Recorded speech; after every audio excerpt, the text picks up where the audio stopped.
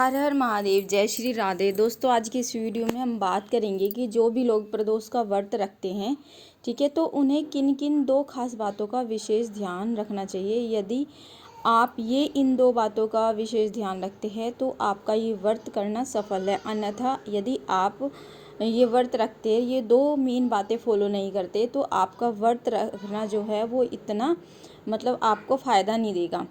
तो वे कौन कौन सी विशेष और ख़ास बातें हैं जिनका आपको विशेष रूप से, यदि आप प्रदोष का व्रत रखते हैं तो ध्यान रखना है। ध्यान से सुनिए।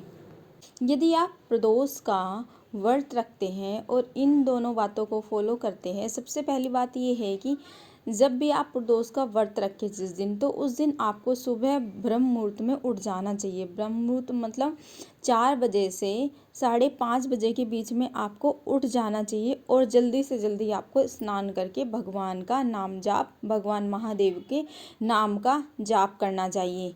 जितनी जल्दी आप उठेंगे, सुबह नहा धोकर भगवान का नाम जाप करेंगे, उतना ज़्यादा आपको फलदायी होगा और आपका जो है ये व्रत करना भी सफल होगा।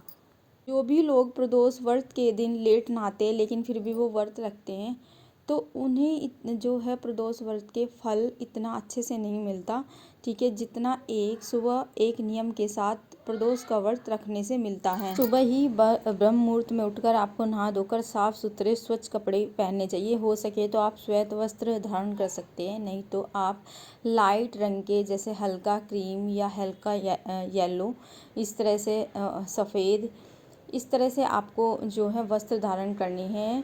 और जो ये वाइट श्वेत कलर होता है, भगवान महादेव को बहुत ही ज़्यादा प्रिय है। तो यदि आप इस तरह के वस्त्र पहनते हैं तो और भी ज़्यादा अच्छा माना जाता है। यदि आप मैरिड हैं और सफ़ेद वस्त्र बिल्कुल नहीं धारण कर सकते, तो आप लाइट क्रीम, इस तरह के वस्त्र आप धारण कर सकते हैं। फिर दूसरी जो बात है, जिस बात का आपको विशेष ध्यान रखना है, प्रदोष व्रत में आपको इस बात का विशेष ध्यान रखना चाहिए कि आपको बिना नमक का भोजन करना है, ठीक है।